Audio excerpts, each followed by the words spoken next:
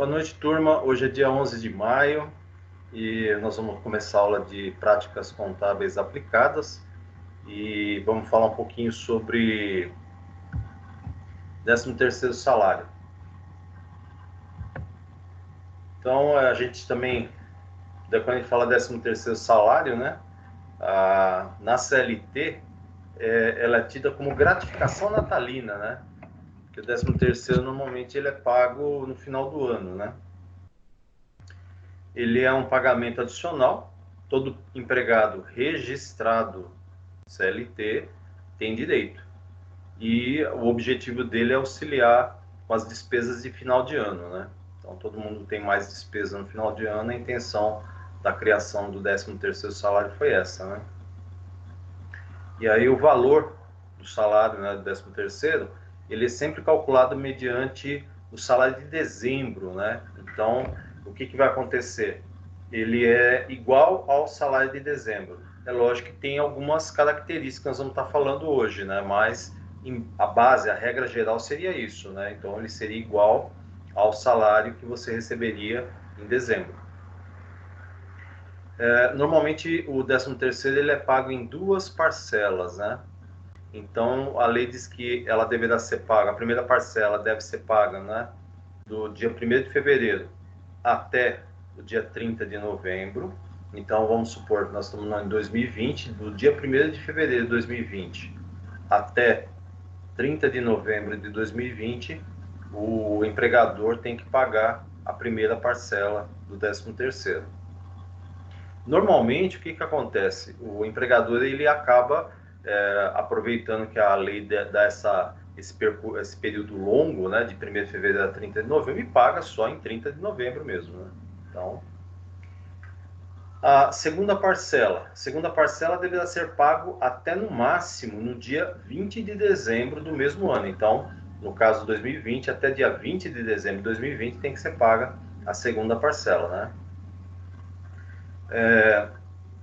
Também tem uma característica, né, que é assim, a primeira parcela do 13º, ela pode ser paga, e isso acontece com muitas empresas, né, junto com as férias. Então, o funcionário pode fazer essa opção. Vamos supor, o cara tirar férias em março, abril, maio, junho, né, e faz a opção, então ele recebe juntamente com as férias a primeira parcela do 13º. É lógico que assim, isso não é obrigatório, mas muitas empresas fazem esse procedimento aí, né? Acabam pagando, aceitando o pedido do funcionário e pagando o 13º juntamente com as férias que ele tem direito. Ok?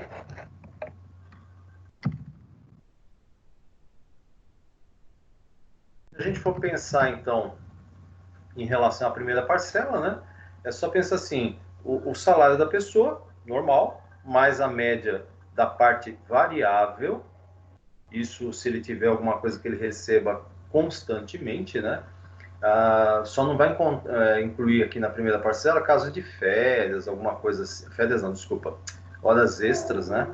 Então, se falar assim, de vez em quando, algum mês, um mês ou outro, o funcionário faz horas extras, então normalmente essa parte variável, que seria as horas extras, vai ficar para o cálculo da segunda parcela.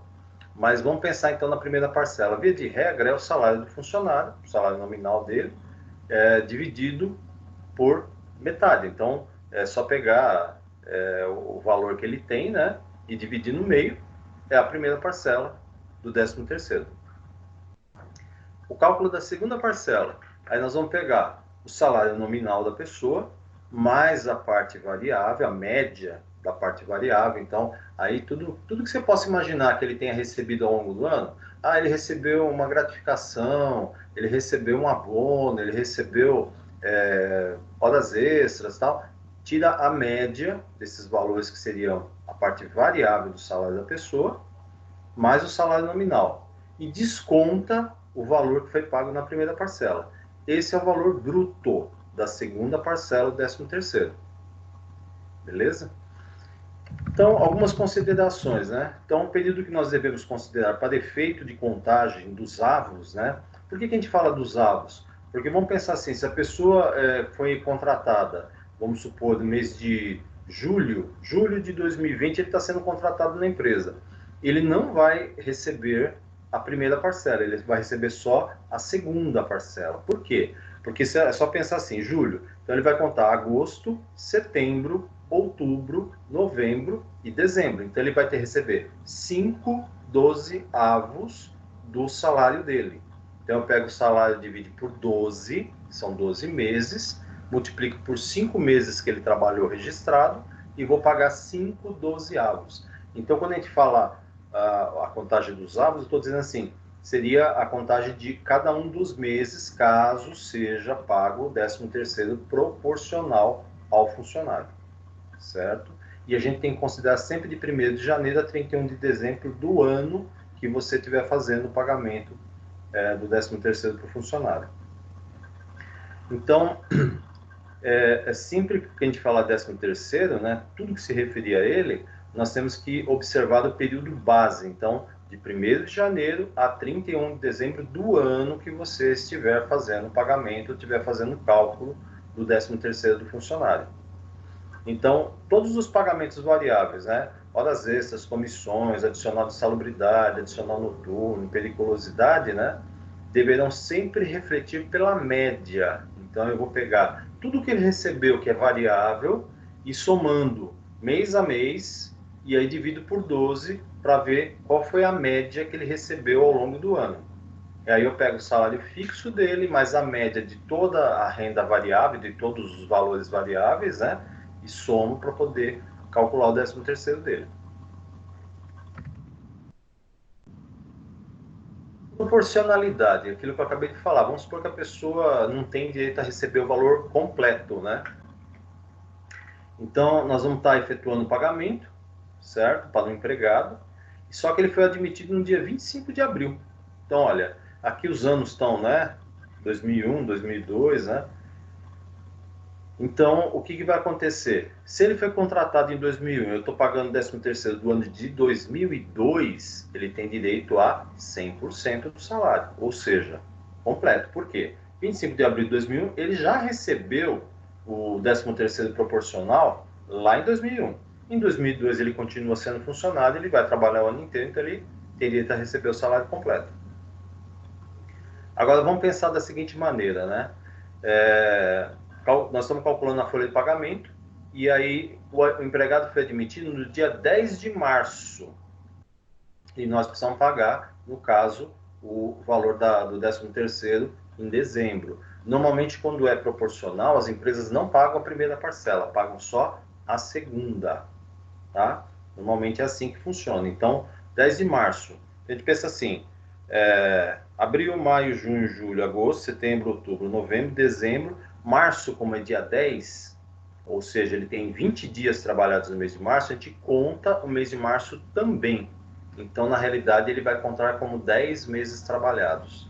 Sempre que a pessoa trabalhou 15 dias ou mais, você conta o mês cheio para o cálculo dos avos do 13º, tá? Então, o que vai acontecer? Ele tem, no caso, por que a gente pensa dessa maneira? Sempre que tiver de 15 dias ou mais dentro daquele mês, a gente conta como um mês inteiro. Então, o mês de março conta abril, maio, junho, julho, agosto, setembro, outubro, novembro, dezembro. 10 meses, ele tem direito a receber 10/12 do 13º salário. Então, sempre que vocês forem fazer conta ou conferir essa questão de proporcionalidade, pensa sempre dessa maneira. Se a pessoa tiver 15 dias ou mais, né, trabalhado no mês para efeito de contagem proporcional, a gente conta o mês inteiro. E aí você conta os demais meses trabalhados para ver, então, quantos meses no total a pessoa tem referente a 13º, referente a férias, se for o caso de uma rescisão ou coisa parecida. Tá? Mas no caso do 13º, sempre dessa maneira. Tranquilo? Em relação a recolhimento previdenciário, então nós estamos falando do INSS, né? Então precisa lembrar o seguinte, INSS e imposto de renda. Então preciso verificar o seguinte, a pessoa recebe um salário que é tributado pelo imposto de renda? Se for tributado, eu pego a tabela progressiva do imposto de renda, faço o cálculo normalmente porque o 13º também é tributado. E é tributado exclusivamente na fonte, ok? Então, em relação à previdência, né, que seria o INSS, a mesma coisa. Eu tenho que fazer a tributação com base no salário que ele vai receber, isso englobando primeira parcela e segunda parcela, que seria o salário completo, né? Aplicar a tabela progressiva do INSS e recolher.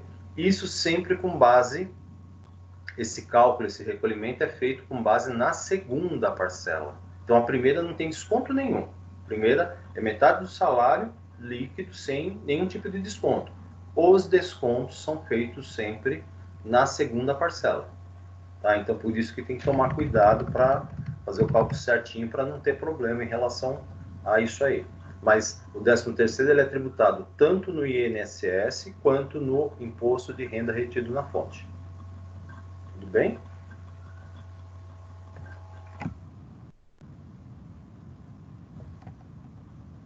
Tranquila essa primeira parte aqui? Sim, tranquilinho. Eu acho que não é nada assim complicado, né? O 13º é até bem simples, né? No princípio. Então, é só lembrar, né? A primeira parcela são metade do salário, ou seja, 6 meses, né, do ano, e ela não tem desconto nenhum. Então, pega a metade do salário, paga para o funcionário até o dia 30 de novembro, e a segunda parcela é o valor do salário, descontando a primeira parcela, e aí também tem que descontar o INSS e o imposto de renda, e verificar quanto que sobrou para pagar a segunda parcela. A segunda parcela, normalmente, ela é menorzinha, um pouco menor do que a primeira. Tá bom?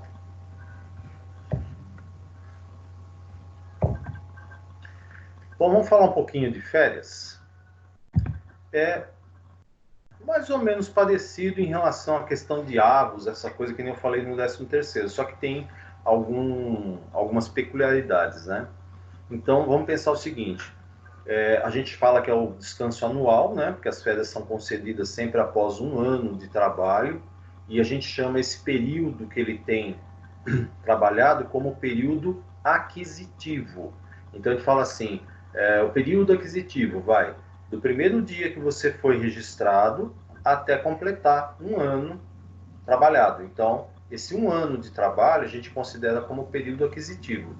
E aí tem o período de concessão ou período concessivo, ok?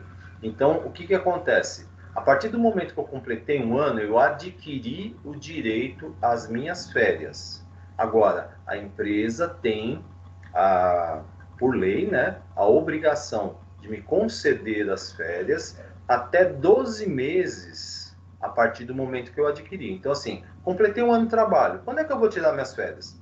A partir desse momento que eu adquiri o direito, a empresa tem 12 meses para me conceder as férias.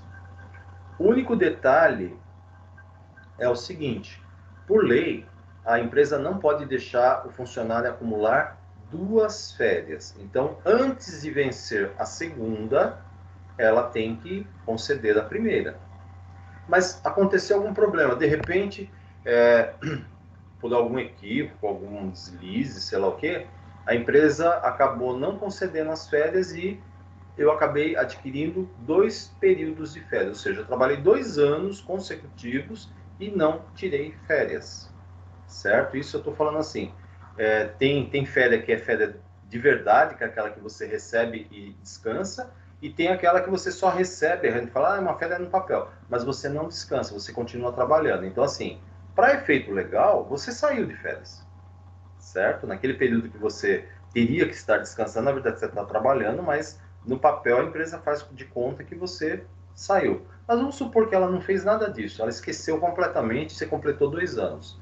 Se acontecer isso, a empresa é obrigada a pagar uma férias indenizada. Então, o que acontece?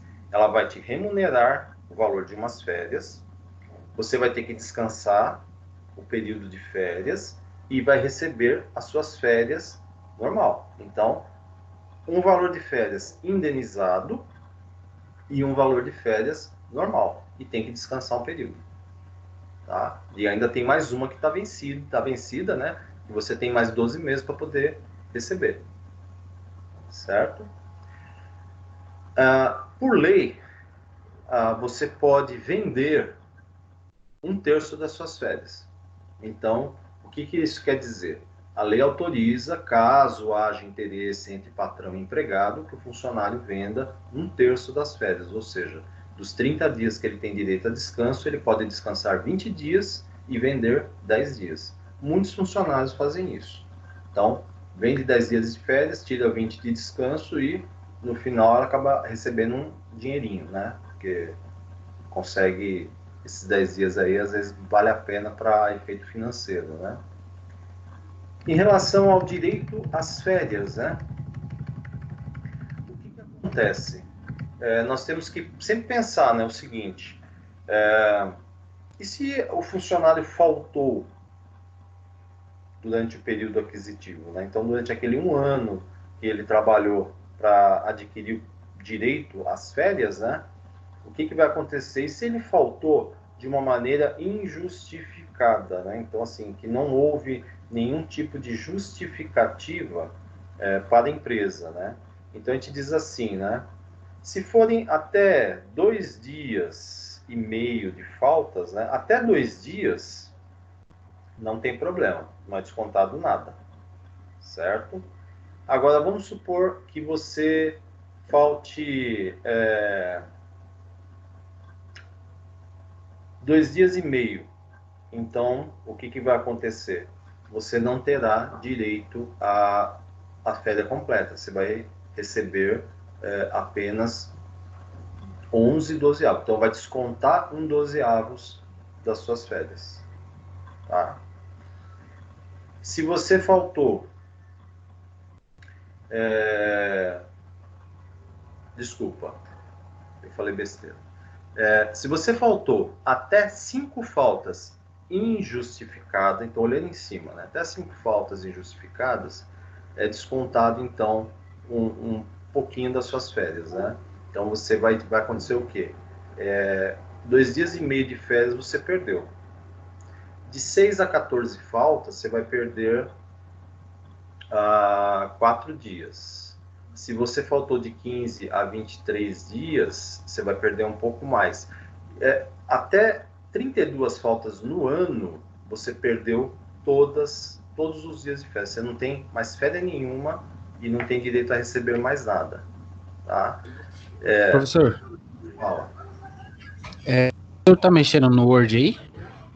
Se eu estou mexendo... Porque aqui parou no 13º ainda.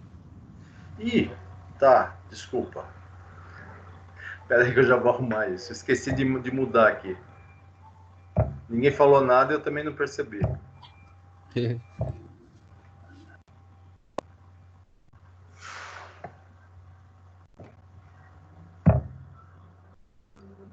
Agora vocês estão enxergando. Sim, agora sim. Tá.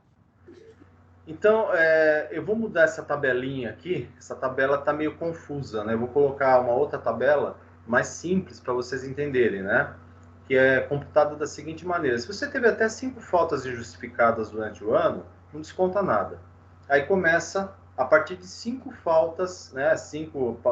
Até 4 faltas, desculpa, não desconta nada. A partir de 5 começam os descontos em relação à proporcionalidade das férias. E se você faltou mais do que 32 faltas injustificadas ao ano, que é falta pra caramba, né? Porque são faltas injustificadas, aí você não tem direito às férias. Então, assim, para ficar mais claro, do jeito que essa tabela está aqui, ela não está muito clara, ela fica meio confusa. Então, nós vamos fazer o seguinte, eu vou deixar uma outra tabelinha aqui, porque, na verdade, o que acontece? A gente tem que pensar da seguinte maneira, né? Sempre olhando a última linha, até a última linha seria a ideal para a gente ver que seria assim. Quem tem direito a um período completo de férias e faltou até 5 dias, não mexe nas férias. Se ele faltou de 6 a 14 faltas injustificadas, ele não tem direito aos 30 dias, ele tem direito a 24 dias. Se foi de 15 até 23 faltas, ele só tem direito a 18 dias de férias. Se ele faltou de 24 a 32 faltas, ele tem direito a 12 dias de férias. E se passou de 32 faltas injustificadas, ele perdeu o direito às suas férias. Tá? Então, na verdade, aqui, o que a gente deveria considerar seria só isso aqui, ó. Para ficar mais simples de entender. Isso.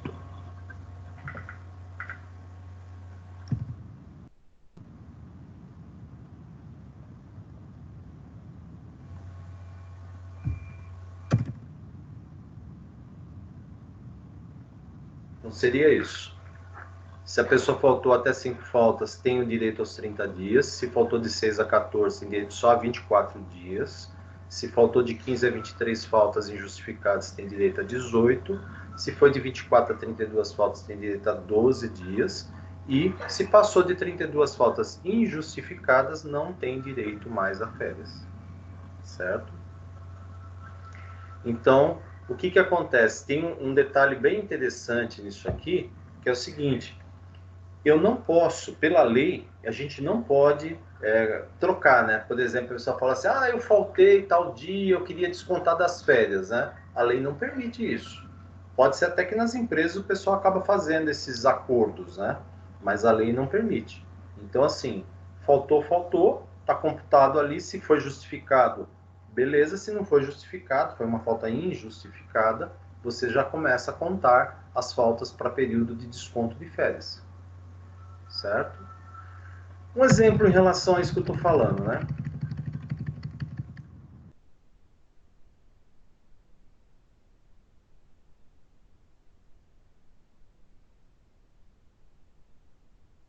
Durante o período aquisitivo, então durante o ano trabalhado, né, ele teve 7 faltas injustificadas. Ele vai gozar apenas 24 dias de férias em virtude do número de faltas injustificadas correspondente à tabela acima. Então tá aqui, ó. Se ele faltou de 6 a 14, então 7 faltas está nesse período, ele não tem direito aos 30 dias, ele só vai ter direito a 24 dias de férias. Perfeito? Então é exatamente isso que a gente tem que considerar. Faltas injustificadas. Agora vamos ver isso aqui. Eu já comentei com vocês, mas vale a pena a gente estar falando mais uma vez, né? Às vezes atrapalha um pouco, né? O que a gente tem que considerar com falta ao serviço, né? Então vamos pensar assim, ó. Se eu faltar 2 dias, até 2 dias, em caso de falecimento do cônjuge, ascendente seria pai e mãe, descendente, filhos, irmão ou pessoa declarada na carteira de trabalho como seu dependente, né? Então, pensa assim, dependente prefeito de imposto de renda, dependente prefeito de legislação, o que vai acontecer? Não é considerado injustificado, é uma falta justificada, é uma falta legal, eu posso faltar, certo? 3 dias consecutivos, casamento. 5 dias, no caso do nascimento de filho. Isso para o pai, tá? A mãe tem direito à licença maternidade. Mas no caso do pai, 5 dias, nascimento do filho. 1 dia a cada 12 meses de trabalho, doação voluntária de sangue. Então tem que comprovar que foi fazer a doação, uma vez a cada ano. Até 2 dias consecutivos ou não para alistamento eleitoral. Então, assim, tem que ser 2 dias consecutivos, ou seja, segunda e terça, por exemplo? Não. De repente ele foi lá num dia, fez uma papelada lá e depois ele teve que voltar um outro dia. Então, são até 2 dias. É lógico que tudo isso você tem que levar comprovante de que você foi fazer isso. Viu? Então, tudo isso que eu estou falando é com comprovação. E os órgãos costumam dar um comprovante que você foi lá. Quando for arrolado ou convocado para depor na justiça. Então, se você foi convocado pela justiça para depor para participar de algum julgamento, alguma coisa, também é justificado. Eles dão a declaração e tudo bem. Toda licença, no caso de licença maternidade, é considerado como justificado. Então, sempre lembrando que a licença maternidade por lei são 120 dias. Mas tem aquele dos 6 meses e tal. Isso só se a empresa tiver aquele acordo com, né, tiver aceitado lá o acordo do governo, daí pode ser mais do que 120 dias, aí vai para 180, né?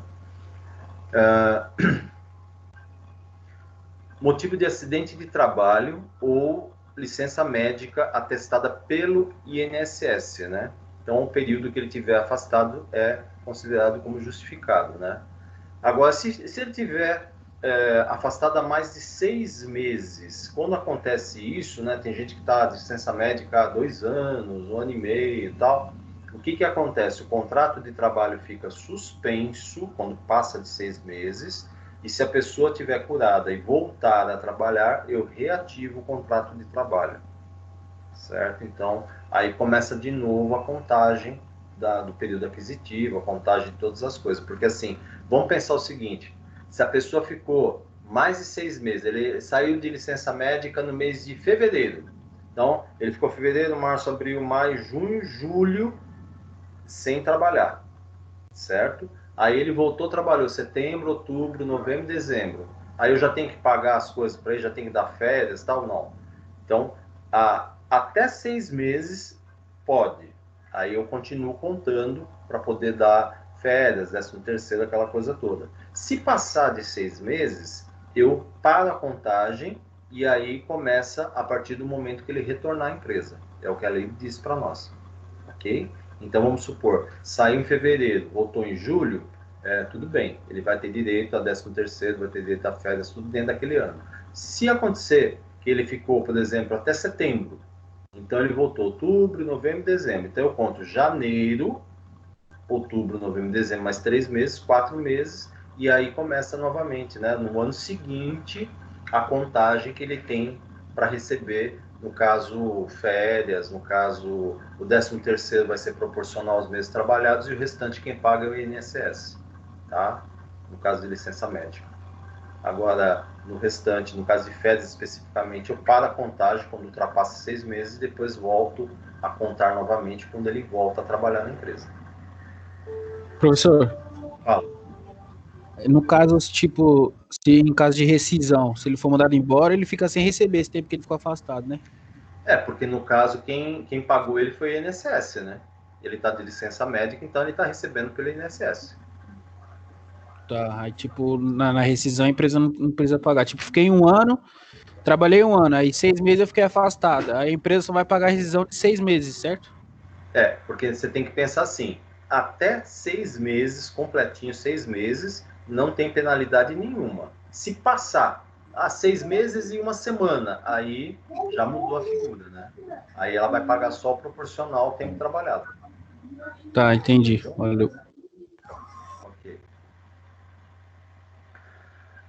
Se for alguma falta justificada pela empresa. Então, assim, quando a gente fala justificada pela empresa, a gente está dizendo assim, a empresa aceitou a justificativa, certo?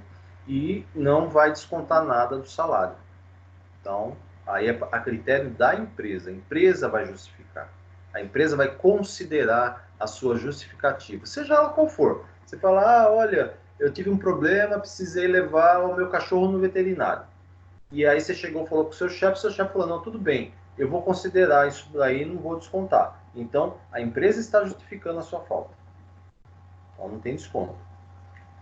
Durante a suspensão preventiva para responder um inquérito administrativo ou uma prisão preventiva quando for impronunciado ou absolvido, né? Então, vamos pensar o seguinte, há pouco tempo atrás eu vi uma reportagem de uma pessoa, dois rapazes, né, até jovens, eles ficaram presos durante 28 dias, 26 dias, uma coisa assim, sem que eles tivessem cometido nenhum crime. Eles foram pegos numa rua, aonde perto dali tinha acontecido um assalto e o pessoal achou que eles eram os 2 assaltantes, né? E prenderam eles. Só que depois de 20, 26, 28 dias, a família conseguiu provar que no momento que estava acontecendo um assalto a 2 quadras do local que eles estavam, né? Eles estavam ali na rua, tá? Tem até a filmagem, tudo certinho, e apresentou, né? O advogado apresentou para o juiz e o juiz mandou soltar os 2. E os 2 trabalhavam registrados. Então, o que aconteceu? Durante o período em que eles ficaram presos, esses 28 dias aí, eles não podem ser penalizados. Por quê? Porque, na realidade, foi uma prisão preventiva. não foi julgado, né? Depois que perceberam o erro, eles foram soltos e podem voltar a trabalhar sem ter desconto. É um caso meio maluco, mas às vezes acontece essas coisas aí, né? Então, e aqui no Brasil ainda tem aquele problema que demora para julgar o cara ficar preso lá até ir para julgamento, às vezes demora 6, 8 meses, né? Então, o quanto antes conseguirem soltar o coitado, né, ou a coitada, é melhor. Quer Professor, perguntar? Fala. tipo, se nesse caso, na hora eles voltam para a empresa, só que a empresa fica meio acima deles ir embora, eles têm algum direito de recorrer isso aí? Então, a empresa não pode mandar imediatamente, viu? A empresa tem que dar um tempo, então, para não configurar que seria uma perseguição ou um preconceito, alguma coisa assim, tá? Tá, entendi. Porque na realidade, assim, poder mandar, a empresa pode mandar embora a qualquer momento, mas assim, logo depois da soltura, né, no caso, ainda mais que foi provado que eles não estavam cometendo nenhum tipo de crime, né, a empresa tem que recebê-los, né, e pagar normal, ela tem que pagar o salário, né, normal, tudo certinho. É lógico que aí também, no caso daqueles dois ali, caberia um processo, né, contra o Estado que prendeu eles de forma incorreta, né. Mas assim, a empresa não pode mandar embora logo em seguida, não. Ela tem que dar um tempinho, depois, se quiser mandar, tudo bem, né? Tá, entendi, obrigado. Nada. Outra questão também, né? É... Ah, sim, tá. Vamos supor que nem agora essa questão da pandemia e do coronavírus, apesar que essa questão da pandemia é uma coisa meio peculiar, né? Mas vamos supor que aconteceu alguma coisa, a empresa não está vendendo, alguma coisa assim, tira a pandemia, que é uma lei específica, né? Vamos supor que a empresa resolveu deixar o funcionário em disponibilidade, né?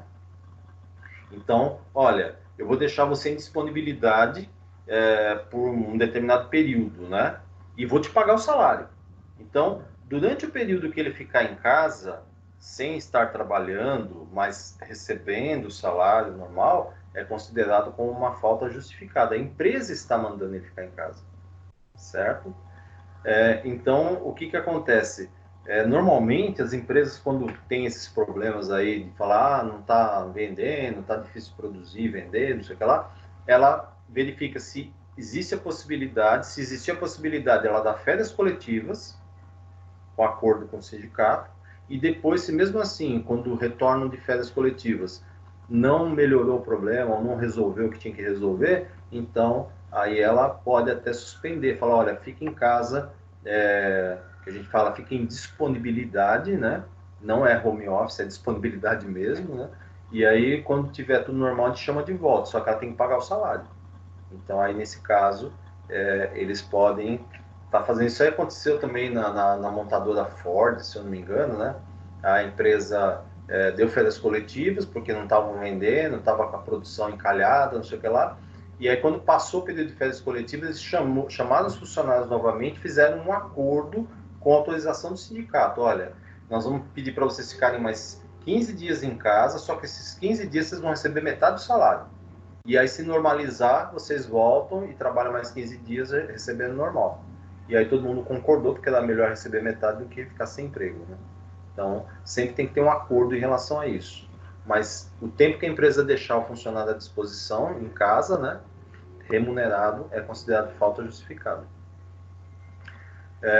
Se você for convocado, né, faltar o serviço para comparecer como parte, você vai depor na Justiça do Trabalho, você foi chamado como testemunha, né? Então, nem é considerado como falta justificada, não pode ter desculpa.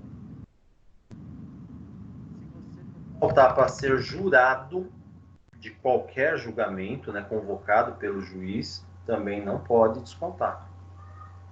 Se você foi convocado para serviço eleitoral, né, vamos supor que você é mesário, é presidente de mesa, aquela coisa toda, e tem que participar de reunião, que sempre tem antes da eleição, tem que participar de reunião e tudo mais, não pode descontar.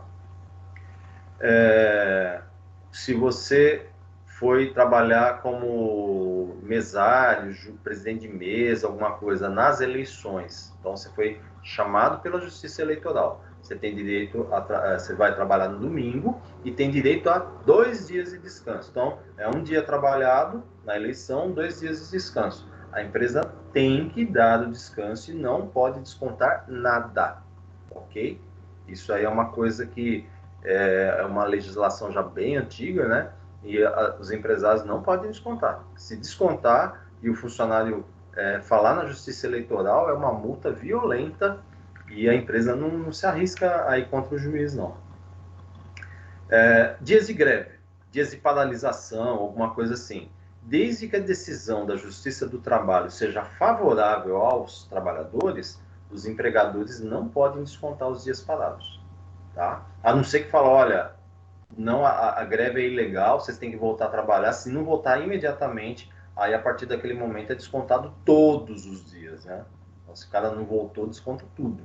Agora, se o juiz falar que a greve é legal, que tem que fazer um acordo, alguma coisa, então, normalmente os sindicatos já pedem para não descontar os dias de greve. Então, se for uma decisão judicial, os dias de greve não podem ser descontados. Se você está fazendo um curso pela empresa, então a empresa mandou você fazer um curso. O curso demorou uma semana, de segunda até sexta-feira. Todos os dias que você participou do curso, você esteve a serviço da empresa. Você não está no ambiente de trabalho, mas você foi fazer o curso. Então, todos esses dias não pode ser descontado. É considerado como falta justificada. Exame vestibular. Então, se você vai fazer exame vestibular e é um dia de trabalho seu, então também pode ser combinado com a empresa, né? Normalmente é um combinado que dá para você. Essas provas hoje em dia é tudo agendada, né? Mas vamos supor que seja um dia que você trabalha e você precise faltar na empresa para fazer o exame, né? Então esse dia de trabalho também é justificado. Todo o tempo que você tiver à disposição de tribunais, juiz, né, quando convocado pela justiça, seja ela qual for, né, civil, criminal, justiça eleitoral, justiça do trabalho, enfim, não importa. Qualquer tipo de justiça, juiz que convocou você para alguma coisa, o tempo que você ficou à disposição do juiz é justificado, não pode ser descontado, certo? Greve lícita, não importa o período. Então, se foi decretado pela justiça como lícita, né, ela também não pode ser descontada. No caso de professores, né, no decorrer de 9 dias, todas as faltas relacionadas a casamento, que eles chamam de gala, né, licença gala, ou luto, certo? Então, no caso de casamento, 9 dias. No caso de luto, se for cônjuge, pai ou mãe, ou filho, só nesses casos, 9 dias, tá? Se for outro tipo no caso de irmãos, assim, é o que a justiça determina, acho que 2 dias, se eu não me engano.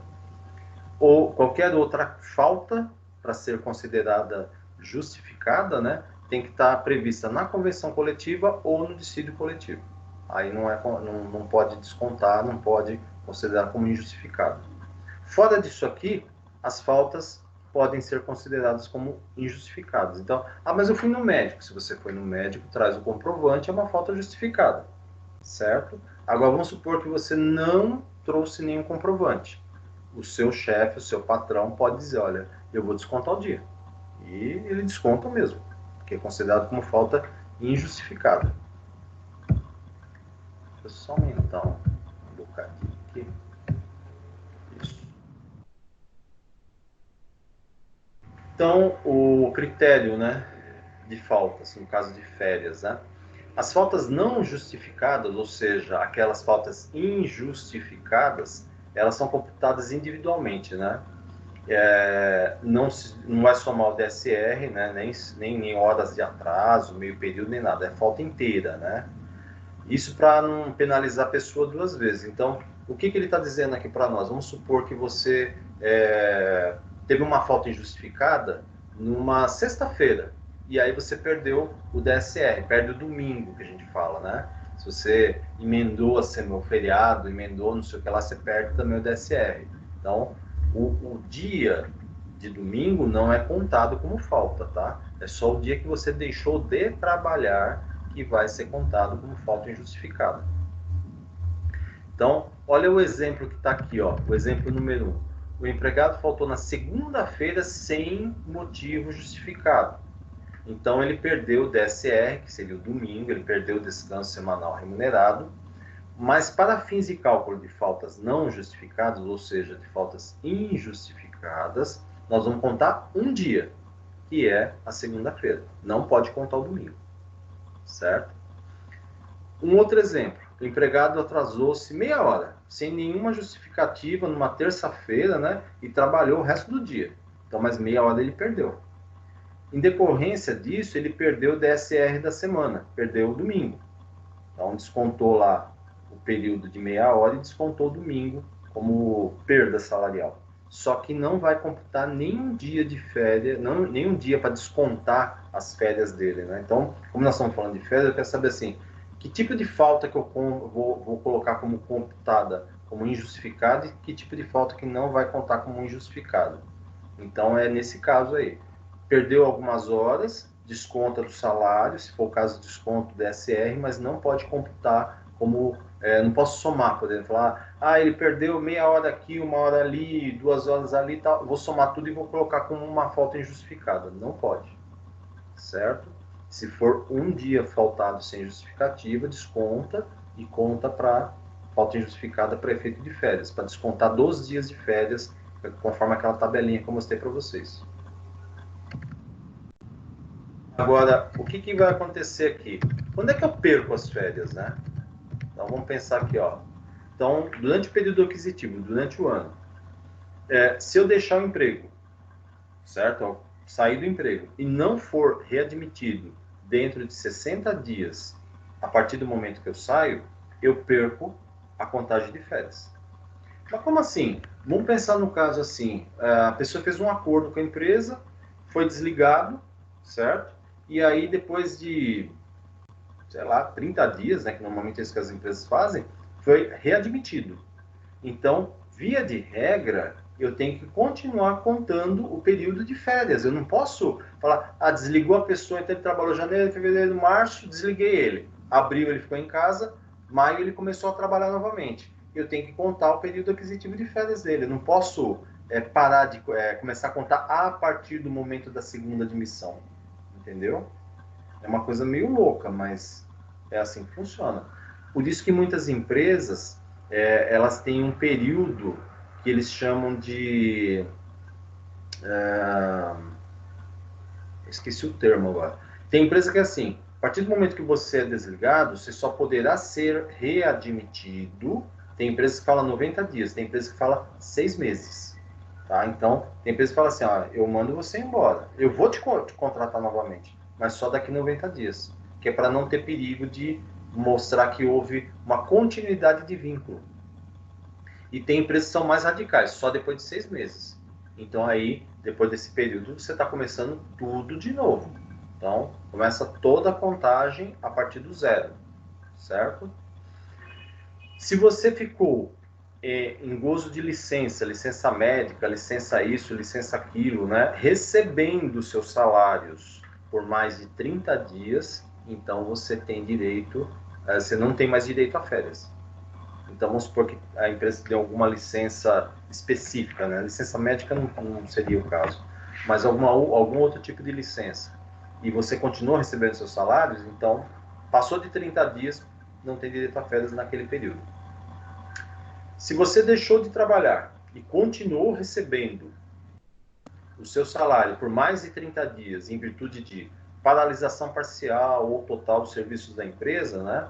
O que vai acontecer? A empresa vai comunicar ao Ministério do Trabalho, sempre 15 dias antes, né? As datas de início e fim da paralisação total ou parcial do serviço da empresa e vai dizer, olha, a pessoa vai ficar mais de 30 dias em casa, então não vai ter direito a férias. Isso está na lei. Então é possível, ok? Inclusive agora com a Covid também está acontecendo isso. Então, o que vai acontecer? A pessoa tem empresa que deu férias coletivas e depois ainda o funcionário continuou trabalhando em casa, né? O que vai acontecer? Tem que ver se ele já tiver férias vencidas, abateu da férias coletiva.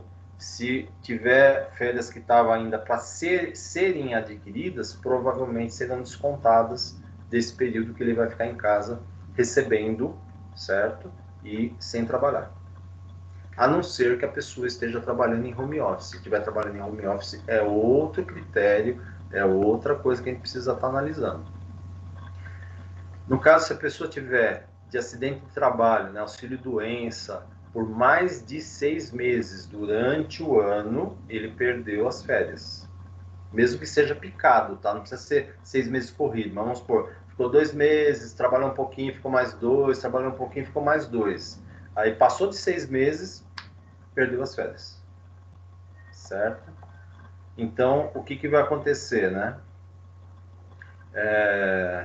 A partir do momento que você perde direito às férias, tem que fazer a anotação. Olha, em virtude do período de, sei lá, 7 meses de licença auxílio-doença, tal funcionário perdeu o período aquisitivo de tanto a tanto. Então, precisa sempre anotar isso na carteira de trabalho para que não haja problema. Isso é feito quando ele retorna ao serviço, né? Vamos ver o exemplo aqui, ó. O empregado foi admitido no dia 5 de novembro de 2002 e ele se afastou por doença em 4 de fevereiro de 2003. Pouquinho tempo depois ele já estava afastado, né? E aí ele começou o benefício dele, né? Que seria o tempo que, o valor que ele vai, a parcela que ele recebe do INSS começou no dia 19 de fevereiro. Então, do dia 4 até o dia 18, a empresa paga, são 15 dias, e no dia 19, é o 10º dia de afastamento, é por conta do INSS. Só que ele só voltou a trabalhar em 31 de agosto. Então, vamos pensar assim, ó, fevereiro, março, abril, maio, junho, julho, agosto.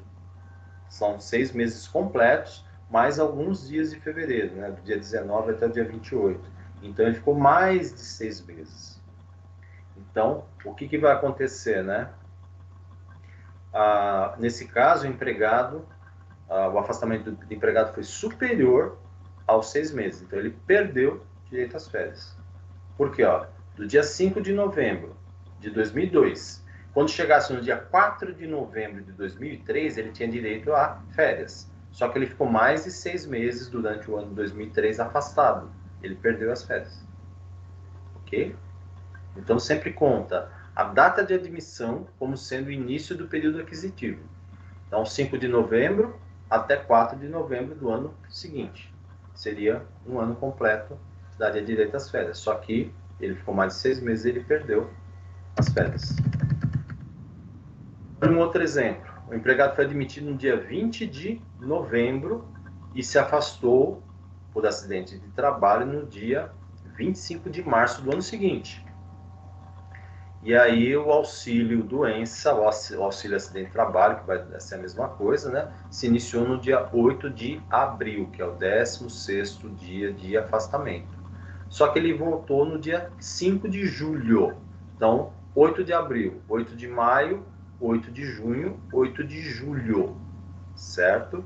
Então, ele ficou, na verdade, menos de 3 meses afastado por acidente de trabalho ou recebendo auxílio-doença.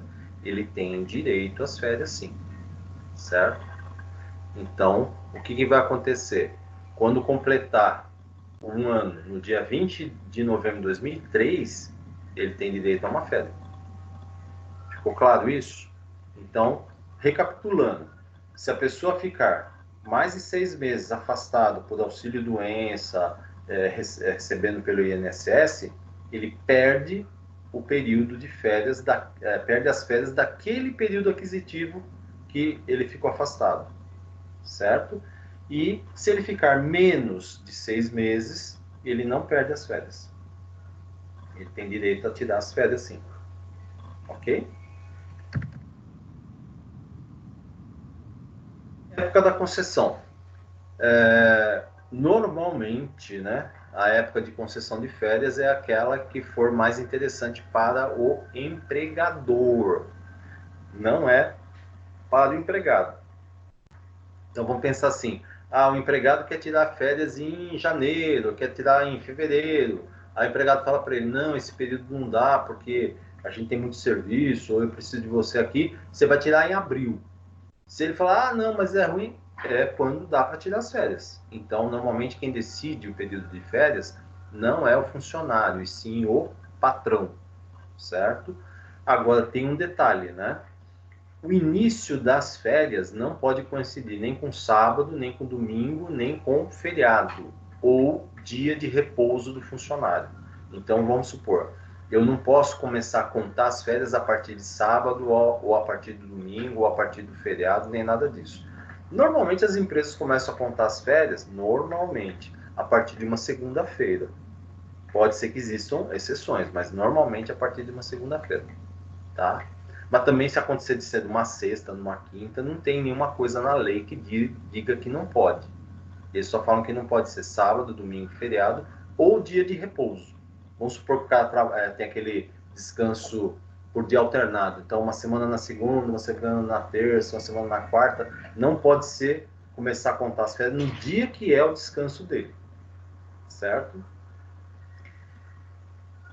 Então, aqui é um precedente normativo que diz para nós, né, que o início das férias coletivas ou individuais não poderá coincidir com sábado, domingo, feriado ou dia de compensação do repouso semanal. Cancelamento ou adiamento de férias. Então, o início das férias só pode ser cancelado ou modificado pelo empregador, pelo patrão, desde que ocorra uma necessidade imperiosa e ainda haja o ressarcimento ao empregado dos prejuízos financeiros por ele comprovado. Então vamos supor o seguinte, a empresa falou para você, olha, eu vou te conceder férias a partir de segunda-feira, tal, marcou o dia bonitinho e tal, você já assinou aviso de férias e tal. Aconteceu algum problema na empresa, a empresa falou assim, não, olha, não vai dar para começar na segunda, você vai ter que trabalhar mais uma quinzena, porque nós recebemos aqui tem algum serviço urgente, alguma coisa assim, só que você já tinha se programado, já tinha comprado passagem para viajar, já tinha reservado hotel, já tinha feito alguma coisa assim. Se você mostrar para a empresa que você está tendo prejuízo porque as suas férias foram canceladas ou adiadas, então aí você pode estar sendo ressarcido pela empresa, porque foi a empresa que precisou, certo? Mas até pode acontecer isso, né? Então, e também é um precedente normativo que fala para nós, né? Cancelamento ou adiamento. Então, comunicado ao empregado o período de gozo de férias, né? O empregador somente poderá cancelar ou modificar o início previsto se ocorrer uma necessidade imperiosa, algo fora do controle da empresa ou fora da programação da empresa. E, ainda assim, mediante o ressarcimento ao empregado dos prejuízos financeiros por este comprovados. Só que tem um detalhe, precisa comprovar. Então, tem que mostrar a reserva do hotel, tem que mostrar a passagem, tem que mostrar tudo e o empregador pode estar ressarcindo. Agora, se você falar, não, olha, eu consigo remanejar, né, mesmo eu tendo feito a reserva, eu consigo remanejar a data, então não vai me causar prejuízo. Então, não tem que haver nenhum tipo de ressarcimento. Agora, algumas exceções, né? O empregado estudante que seja menor de 18 anos, por lei, ele tem direito a fazer coincidir suas férias com as férias da escola. Menor de 18, viu? Maior de 18 já não tem esse privilégio, não. Se pessoas da mesma família trabalharem no mesmo estabelecimento ou na mesma empresa, eles têm o direito a gozar férias no mesmo período, desde que não cause prejuízo para o serviço. Então, vamos supor, olha, o marido trabalha na contabilidade, a esposa trabalha lá no financeiro, tá? Não é o mesmo departamento, mas assim, eles vão tirar férias, fizeram um combinado para tirar férias juntos. Desde que não tenha prejuízo nos setores que trabalham, é um direito deles. Beleza? Pode ser pai, filho, esposa e marido, sei lá, irmãos, né? Fracionamento do período de férias, né? Aqui tem uma pequena mudança, né? Eles falam que nós podemos fracionar até 3 períodos, né? Então, houve uma pequena mudança, que na verdade eles falavam que a gente podia sempre fracionar em 2 períodos, né? Agora são 3 períodos. Um dos períodos tem que ter pelo menos 10 dias corridos. Um dos períodos, certo? Então, se eu fracionar minhas férias em 3 pedacinhos, né? Eu posso falar assim, eu vou tirar 15 dias e depois 5 e mais 10, para dar os outros 15. Beleza? E isso é possível. Pela reforma trabalhista, agora pode ser até 3 períodos, sendo que um dos períodos tem que ser pelo menos de 10 dias. Eles também dizem que assim, né? É proibido fracionar férias de empregado menor de 18. Maior de 50, eu acho que a lei não mudou isso. Acho que deve ser isso, menor de 18, maior de 50. Que é porque a pessoa já tem, né, ou porque é muito novo e aí tem direito à férias completinha, não precisa fracionar, ou porque já tem uma certa idade e precisa cuidar da família, né, e tá viajando com a família, aquela coisa toda. Então, se eu não me engano, a reforma trabalhista não mexeu com maiores de 50 anos nesse quesito, certo? Algumas formalidades para a concessão das férias. Eu tenho que comunicar ao empregado. Então, eu tenho que, 30 dias antes de dar as férias ao empregado, eu tenho que dar o aviso de férias. Olha, dia tal você vai sair de férias. Ok? E aí já vai programando tudo para pagar as férias do cara e deixar ele descansar o período que foi combinado, que está lá no aviso de férias. Tem que ser feito o registro na carteira de trabalho, e lá na empresa, na documentação dele, também tem que ser feito o registro bonitinho, né? No caso, quando a gente fala abono pecuniário, né? É quando você vende os 10 dias de férias, né? Então, isso também tem que ser combinado antes de você tirar as férias, né? Então, assim, antes de acabar o período aquisitivo, antes de completar um ano, normalmente, apesar que as empresas até que são bem flexíveis nesse aspecto, né? Mas quando você vou falar, vamos te dar férias, você já tem que informar, olha, eu gostaria de ficar 20 dias em casa e 10 dias eu quero vender as minhas férias. Ô, Alguém quer professor, perguntar? Fala. professor, Pode me tira uma falar. dúvida. Tem alguma penalidade caso a empresa não notifique com 30 dias de antecedência? Porque tem alguns casos que isso são exceções, né? Geralmente não acontece muito, né? Penalidade que eu me lembre, não, né? A não ser que vai te prejudicar em alguma coisa, você pode até fazer uma reclamação, né? Mas apesar que eu acho que esse tipo de reclamação só prejudica o funcionário, né? Mas assim, que eu me lembre, não tem nenhuma penalidade na lei se ela não informar com 30 dias de antecedência. Entendeu? Então, eu já tive um caso parecido com isso, né? E Hum, eu até pesquisei na época, eu sei que não pode, né? Mas eu pesquisei e não achei nada a respeito, né? No eu qual não lembro você de não precisaria penalidade, não. aceitar. Porque na verdade é aquela questão, o período que a empresa vai te dar as férias, se você é maior de 18 anos, não é pelo gosto que você, eu queria tal período, não. É o período que a empresa acha que é melhor para ela, empregadora, te conceder as férias. Então não é a critério do funcionário, normalmente é a critério da empresa, né? Por isso que eu acho que não tem nenhuma penalidade dela, se ela avisar com 15 dias, com, sei lá, 10 dias de antecedência, né? Porque a partir do momento que você completou um ano, a qualquer momento você pode sair de férias. Essa é a regra, né? Ok?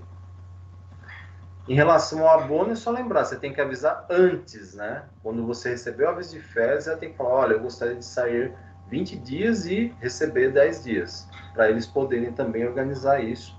E assim, a empresa não é obrigada a aceitar, viu? No caso de você falar, eu quero vender 10 dias de férias, se a empresa falar, não, eu não quero, não quer, acabou. Ela não é obrigada a aceitar. O prazo de pagamento, né? O pagamento das férias e o 1/3 adicional, né? Que é o 1/3 constitucional, que é férias mais 1/3, né? E o abono, no caso, se você vendeu as suas férias, né? Então você já recebe antes, ele deverá ser feito sempre 2 dias antes do início de férias. Então vamos supor, você vai sair na segunda-feira, então na sexta-feira ou no sábado, que é considerado dia útil, o dinheiro tem que estar na sua conta. Beleza? Não pode sair de férias e depois receber as férias. Não. Sempre 2 dias antes, 48 horas mais ou menos, né? Você já está com dinheiro na conta. Certo? O adiantamento da primeira parcela, né? Que nem eu falei para vocês, que pode ser feito, né? Tem que ser solicitado, né? Então ele tem que requerer a partir do momento que tá para completar as férias dele, né? Ou que ele sabe que ele vai estar saindo de férias, ele já pode estar solicitando, olha, eu gostaria de receber também a primeira parcela do meu 13º. Então, a partir do mês de fevereiro até novembro, né? Porque novembro já é o mês que a gente paga o 13º, né? Você pode estar pedindo a primeira parcela antecipado junto com as suas férias. Serviço militar obrigatório, né? Então, durante o período de afastamento para o serviço militar obrigatório, isso é no caso dos homens, né? Então, vamos supor que o cara foi trabalhar na empresa com 17 anos. E aí, quando ele completou 18, ele foi convocado a prestar serviço militar obrigatório. Então, o que vai acontecer? Durante todo o período do serviço militar obrigatório, ele não vai ser contado férias. Então, se ele ficou lá um ano e pouquinho prestando serviço militar obrigatório, não é contado esse tempo para efeito de férias. Então, vamos supor, você estava com 4 meses de período aquisitivo para ganhar férias, e aí você foi convocado e foi prestar serviço militar. Esses 4 meses são contados. Quando você deu baixa e já voltou para a empresa, então você deu baixa e já volta a trabalhar. Aí o que vai acontecer? A empresa continua contando a partir do momento que você volta para a empresa. Então, ele fala 4 meses antes de prestar o serviço militar, e aí começa de novo a contar. Então, 4, 5, 6, até completar um ano, para poder contar o período aquisitivo de férias. Só não pode acontecer o seguinte: se o cara terminou o alistamento, terminou o período de serviço militar obrigatório, ele tem que voltar na empresa, ele não pode ficar mais de 90 dias da baixa, né? Que senão ele perde as férias, pode perder até emprego, né? Tem que lembrar isso também. Então vamos ver o caso aqui, ó. O empregado admitido no dia 1º de julho de 2000, ele se afastou para o serviço militar obrigatório no dia 1º de março de 2001. Então faltava pouco tempo para ele completar no caso, o período de férias dele, né? Então, no mês de julho ele já completaria. E ele retornou, né, para a empresa no dia 1º de dezembro. Vamos supor que ficou lá o tempo que precisava e já voltou, né? Então, nesse caso aqui, ele tem direito a contagem, a continuação da contagem do tempo, né?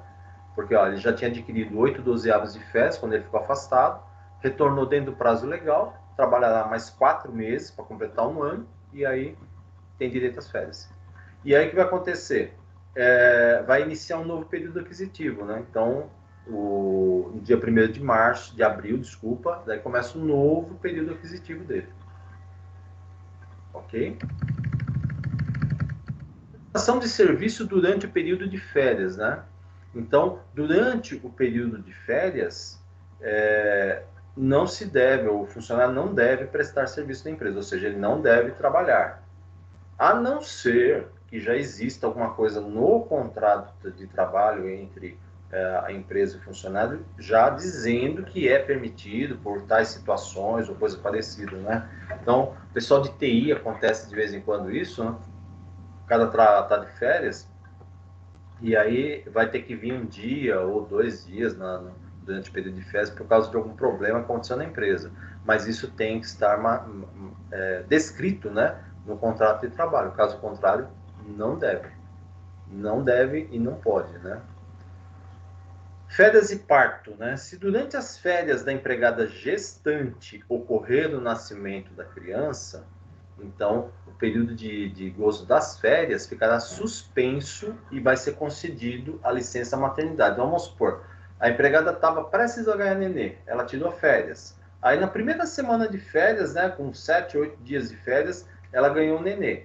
Para de contar os 30 dias, vai dar licença maternidade, terminou a licença maternidade, continua em casa para contar o restante dos dias de férias.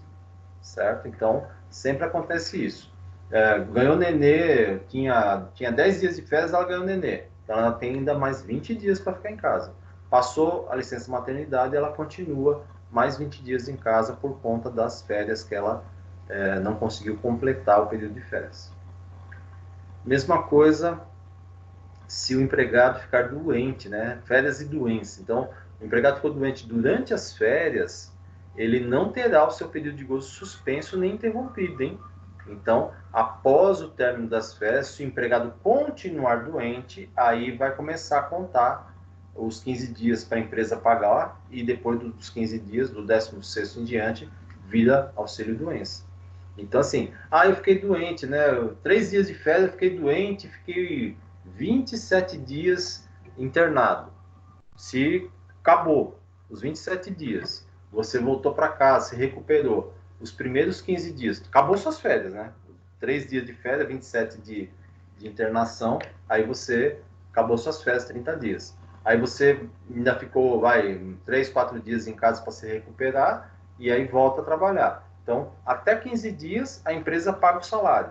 Se você continuar doente e não puder trabalhar, vai ter que entrar com auxílio-doença, mas não é interrompido, não é suspenso, período de férias, não é nada. É contado normalmente, mesmo que você esteja doente, mesmo que você esteja internado. Tá? Então, não fiquem doentes nas férias. Férias e aviso prévio, né? Então, o empregado deverá computar como tempo de serviço, para efeito de férias, o prazo do aviso prévio trabalhado e indenizado. Então, o que ele está dizendo para nós? Vamos supor que eu dei aviso prévio para você. Então, você vai ser mandado embora daqui a 30 dias. Você está trabalhando 30 dias e depois vai ser mandado embora. E eu tenho que contar esse um mês como período de férias, período aquisitivo de férias. Para contar, por exemplo, férias proporcionais. Um exemplo. Então, vamos supor, olha, o cara tinha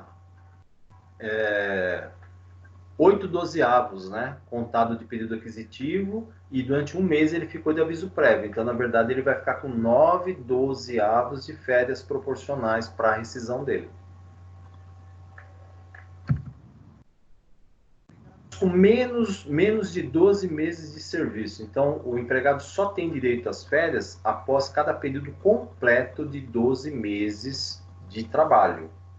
Então, se ele vier solicitar dispensa antes desse período, na rescisão contratual, não receberá qualquer verba a título de férias, a não ser que haja alguma coisa especificada na convenção ou no acordo coletivo de trabalho, certo? Então, se o empregado se demitir, então ele está se demitindo antes de completar 12 meses de serviço, ele vai ter direito, ele tem direito a férias proporcionais. Aí, não, é um enunciado do Tribunal Superior do Trabalho, desculpa, é uma resolução. Então, na CLT diz que não, mas o Tribunal Superior do Trabalho diz que sim, ele tem direito à férias proporcional mesmo que não tenha completado 12 meses. Então, o Tribunal Superior do Trabalho fez uma pequena alteração na CLT e acho que é o que está valendo até hoje, porque eu não me lembro de alteração deste ponto específico na reforma trabalhista, né? Quando se tratar de férias coletivas, que acarrete paralisação das atividades da empresa, né, ou setores da empresa, os empregados que ainda não completaram o período aquisitivo ficam impedidos de prestar serviço. Então, o que acontece? Se eu estou trabalhando numa empresa, a empresa resolveu dar férias coletivas, mas eu ainda não completei os 12 meses, né, um ano de período aquisitivo, eu não posso trabalhar, eu vou sair de férias coletivas. Tá? Então, mesmo que não tenha completado, né, então, o artigo 140 estabelece que empregados contratados há menos de 12 meses gozarão, na oportunidade, férias proporcionais ao tempo de serviço, iniciando-se, então, no período aquisitivo. Então, o que vai acontecer? Eles vão dar as férias para nós e podem pagar até proporcional ao tempo que eu tenho de serviço. Talvez não seja o salário completo. E tem empresas que pagam até o salário normal, dependendo do que eles querem fazer com férias coletivas, né? Mas é o que estabelece a CLT. E aí começa um novo período. Então, assim, em vez de ser o meu contrato de trabalho, vai ser a partir do término das férias coletivas que vai contar o novo período aquisitivo. Então, olha, a suspensão de contrato de trabalho ou contrato de trabalho suspenso, né? Durante o período aquisitivo, se houver a suspensão do contrato de trabalho por concessão de licença não remunerada, então, assim, eu pedi, isso pode acontecer, né? Existe na CLT, nem toda empresa dá, né? Mas eu posso pedir uma licença não remunerada. Então, eu preciso de fazer um curso no exterior, não por conta da empresa, nada da empresa, mas eu quero tá fazendo esse curso e a empresa deixou. Então, eu vou ficar 3 meses lá fazendo o curso. Quando eu voltar, o que acontece? O período ficou suspenso. Então, 3 meses eu não recebi salário da empresa. E esses 3 meses aí não contaram para efeito de cômputo de férias. Então, tem que contar o período anterior, quantos meses eu trabalhei antes desse período de suspensão aí da licença, e a partir daí continua a partir do momento que eu volto. Olha um exemplo aqui, né? O empregado obtém 6 meses de licença não remunerada, ou seja, sem receber salário, do dia 1º de janeiro de 2003. Se ele tinha 10 meses de emprego na época da concessão da licença, portanto, as suas férias proporcionais equivaliam a 10 dozeavos. Quando voltar da licença, no dia 1º de julho de 2003, ele vai trabalhar mais 2 meses e aí ele completa um ano de trabalho. E aí ele pode te dar férias. Daí vai começar uma nova data de contagem para período aquisitivo de férias, certo? A licença não remunerada é um dispositivo que está na CLT e que é possível ser solicitado à empresa desde que a empresa concorde, viu? Não é assim, falar, eu pedi, a empresa não concedeu, eu vou sair assim mesmo. Não, só pode se a empresa concordar, mas só que você não recebe salário.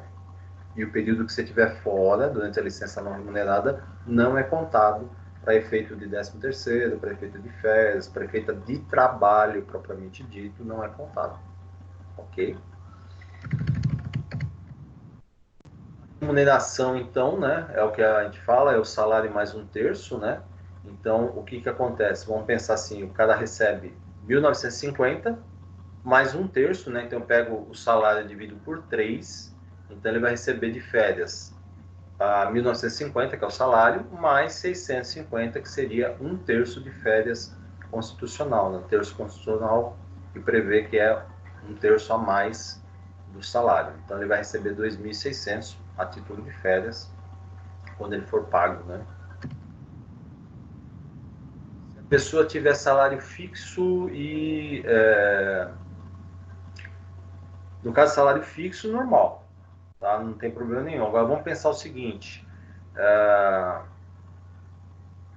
Peraí, tá. Um salário de 930, vai sair de férias dia 2 de janeiro a 31 de dezembro, a 31 de janeiro. Então, se você pegar lá 930 dividido por 31, dá R$ 30 ao dia, né? Aqui eu não sei nem por que eu pus isso aqui, que isso aqui é besteira. Vamos ver o comissionado, que isso aqui é mais o que precisa falar mesmo. Se o cara receber comissão, então ele tem um salário fixo e ele tem o salário de comissão. Então ele recebe fixo mais comissão.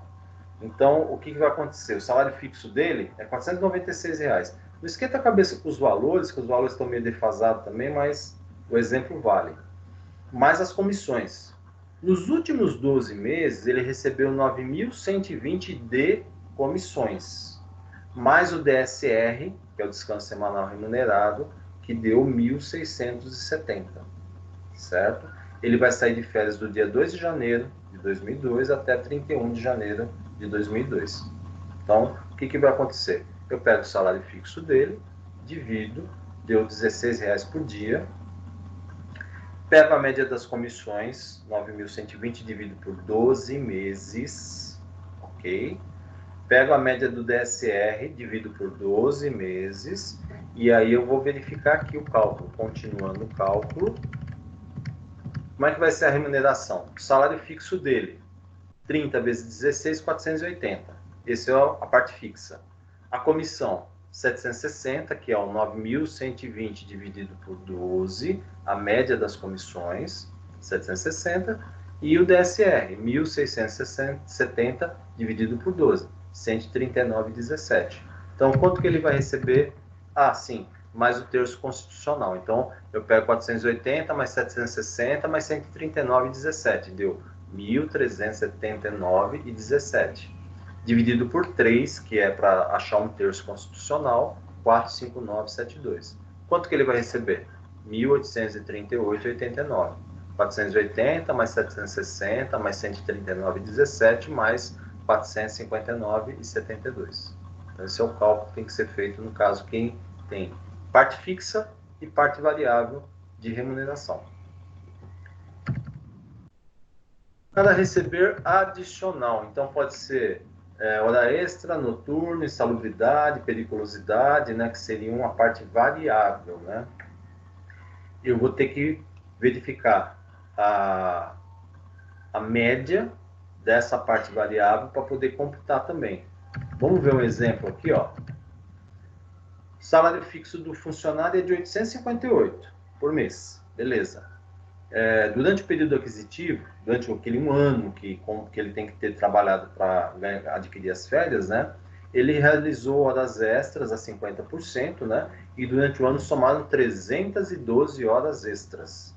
E o DSR sobre as horas extras equivale a 60 horas. Então, 312 de hora extra mais 60 horas de DSR. Ele vai sair no dia 2 de janeiro, de férias, e vai voltar dia 31 de janeiro. Então, o salário fixo dele é 858. Como é que eu vou calcular as horas extras? Ele trabalha 8 horas por dia, eu pego 858, divido por 220, chego no valor de 1 hora de trabalho, é R$ 3,90. Mais 50%, ele vai ter o valor de R$ 5,85 de hora extra. Quantas horas extras ele fez? Ele fez 312 no ano. Eu divido por 12, deu 26. Então, eu vou pegar o valor da hora extra dele, que é 5,85, vezes 26, que é a média das horas extras que ele fez no ano. Deu R$ 152,10. O DSR sobre as horas extras, né, a média das horas extras, a mesma coisa. Se o DSR do ano de horas extras foi 60 horas, eu divido por 12, deu 5. Isso para as férias, né? 5,85 é o valor da hora extra do funcionário vezes 5, deu 29,25. Então, o que eu vou fazer aqui? Eu pego o valor do salário mais a média das 26 horas extras que eu calculei, 152,10, mais a média do DSR 29,25, deu R$ 1.011,67. Divido por 3 para achar o terço constitucional, 337,22. Então eu pego 1.011, somo com 337, valor bruto 1.348,89. Perfeito? Então, esse é o salário que vai pagar eles de férias. Férias coletivas. As férias são coletivas, né, que se for concedida para todos os empregados da empresa ou para determinados setores. Isso independe de ter completado o período aquisitivo ou não. Quando é férias coletiva que a empresa determina que será férias coletiva, mesmo quem não tenha completado o período aquisitivo acaba saindo de férias do jeito que a empresa determinou. E aí começa a contagem de um novo período aquisitivo. Tá? A época da concessão das férias, se for caso de férias coletivas, tem que estar fixado, tem que estar convencionado, tem que estar decidido em um acordo ou uma convenção coletiva de trabalho. Certo? Então, não havendo previsão legal, o empregador, no caso a empresa, né, ela que vai estar adotando ou determinando, então, essa época de concessão de férias coletivas. Então, se tiver um acordo coletivo, uma convenção coletiva, ela vai respeitar o que está na convenção coletiva ou no acordo coletivo. Caso contrário, ela, empresa, poderá decidir qual o período que ela vai estar dando como férias coletivas. Fracionamento, né? No caso de férias coletivas, eu posso fracionar em 2 períodos por ano, desde que nenhum dos 2 períodos seja inferior a 10 dias corridos. Então, eu posso fazer assim, ó, 10 e 20 ou 15 e 15. É possível, no caso de férias coletivas, certo? Quem é menor de 18 e maior de 50, o que acontece? Como é proibido fracionar o período de férias para empregado menor de 18 e maior do que 50, né? O que vai acontecer? Na sequência das férias coletivas, o empregado deve completar o período de férias, né? Vamos supor, dado 15 dias. É menor de 18, então ele vai ter que ficar 15 dias de férias coletiva e 15 dias de férias individual. Ou, no caso maior de 50, uma coisa, 15 dias de férias coletiva mais 15 dias de férias individual. Porque não pode fracionar, então. Requisitos para concessão, né? As empresas, inclusive as microempresas, para concederem essas férias coletivas, ela deverá, então, observar algumas determinações legais. Primeiro, ela deve comunicar ao Ministério do Trabalho ou o órgão do Ministério do Trabalho que estiver na cidade, né, com antecedência mínima de 15 dias, o início e o fim das férias coletivas.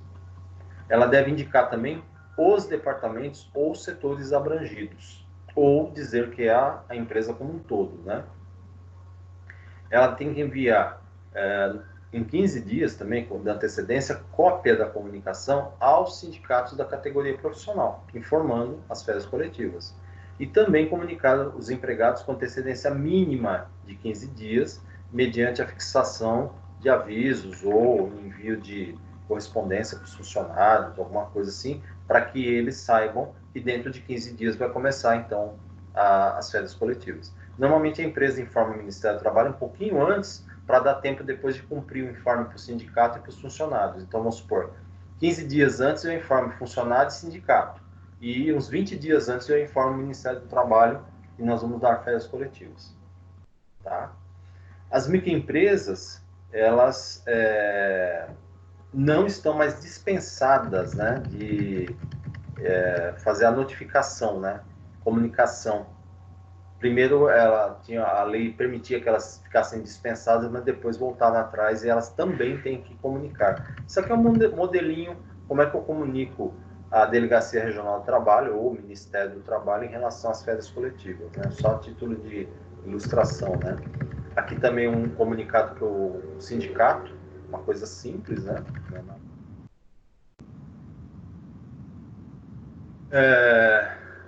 Nós já falamos de quem tem menos de 12 meses de trabalho, né? Já foi falado até.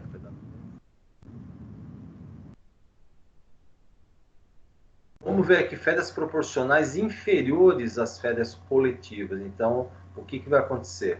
Férias proporcional é quando o empregado ainda não tem 12 meses de trabalho, certo? Então, o que vai acontecer? Vamos pegar um empregado, um exemplo aqui. O empregado foi contratado no dia 3 de setembro e o empregador irá conceder, a partir do dia 20 de dezembro, daquele ano mesmo, até o dia 4 de janeiro, férias coletivas. Então, o que vai acontecer? O direito adquirido do empregado são 4 dozeavos, porque de setembro até dezembro, né? Outubro, novembro e dezembro, ele tem 4 meses trabalhados. Perfeito? E o que vai acontecer? Esses 4 dozeavos aí corresponderiam a 10 dias de férias. As férias coletivas que vai ser concedidas serão de 15 dias, certo? Então, o que vai acontecer? 10 dias o funcionário recebe como sendo férias coletivas. Os 5 dias a mais que ele vai ficar aí pode ser pago como licença remunerada. Só que daí o que vai acontecer? O novo período aquisitivo desse funcionário, que ainda não tinha um ano de período aquisitivo de férias, vai se iniciar a partir do dia 20 de dezembro, porque foi quando iniciou as férias coletivas. Então, não conta mais dia 3 de setembro, e sim o dia 20 de dezembro, que é o período que ele saiu de férias coletivas. Então, a partir do dia 20 de dezembro, começa a contagem para o novo período aquisitivo de férias desse funcionário. ok? Agora, se for superior, né? Então eu tenho mais de um ano, eu já tenho completado, né, o período de férias, né? Então, olha, ele foi contratado dia 1º de março. O empregado vai conceder as férias coletivas no dia 17 de dezembro, né? Aí, no caso, o que acontece? Os 10 dozeavos que eu já tinha trabalhado e tinha adquirido de férias, né, corresponderiam a 25 dias de férias, se fosse pensar em proporcionalidade. As férias coletivas, que é do dia 17 de dezembro a 5 de janeiro, são 20 dias, ou seja, menos de 25 dias. Eu teria direito a 25, mas são só 10 dias, 20 dias. Então vai ser pago como férias coletiva 20 dias, e os 5 dias restantes, eles podem ser concedidos em outro período. Então, assim, se eu tirei 20 dias de férias, eu tenho direito a mais 10. Então, eu posso tirar 10 dias em um outro período, certo? Não perco o meu período e continua a minha contagem normal a partir do dia 1º de março, que é quando eu fui contratado. O período aquisitivo, no caso, não vai ser alterado.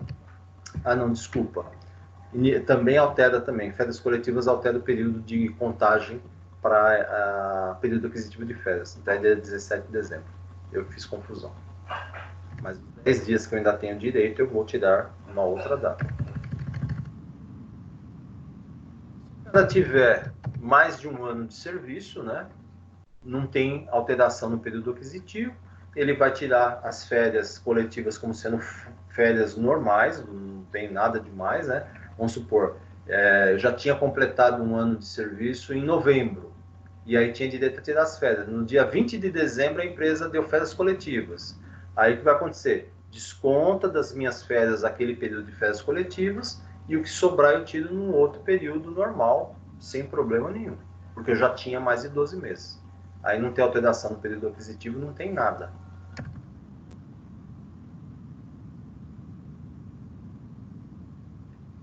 Rescisão do contrato de empregado com menos de 12 meses, né? Então, se ocorrer a rescisão do contrato de trabalho do empregado que foi beneficiado com as férias coletivas, né?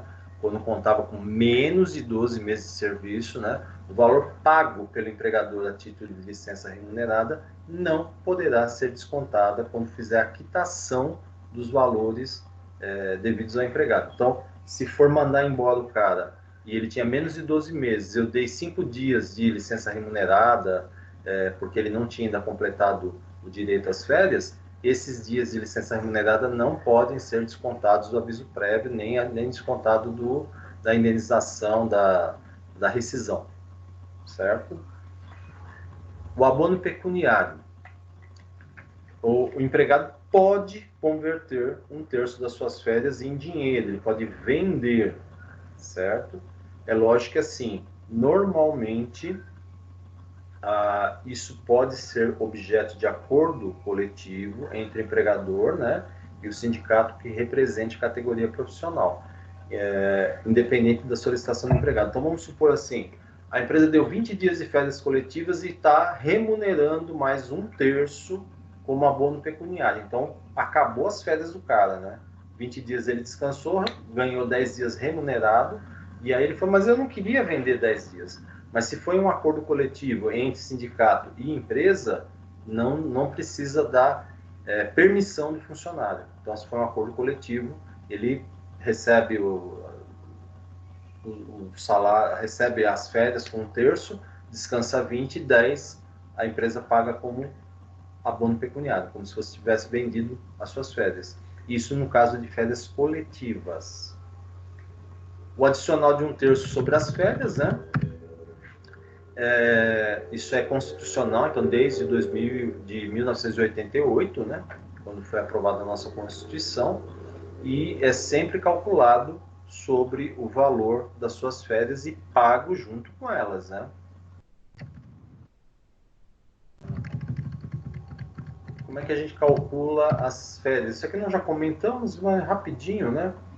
Então, assim, olha, os empregados que recebem salário fixo têm a remuneração das férias sempre calculada sobre o salário que receberam no momento da sua concessão. Então, o último mês de salário serve como base para calcular as férias. Isso para quem recebe salário fixo. Para quem recebe salário que tem comissão, ou seja, parte variável, sempre, então, tanto vale para comissão como para adicionais, o que vai acontecer? Eu pego o último salário fixo mais a média dos últimos 12 meses, antes das férias, com relação a comissões ou adicionais. Ok? Já foi um exemplo que foi dado lá em cima. Beleza? E aí? Essa parte de férias, complicado? Todo mundo está até entendendo?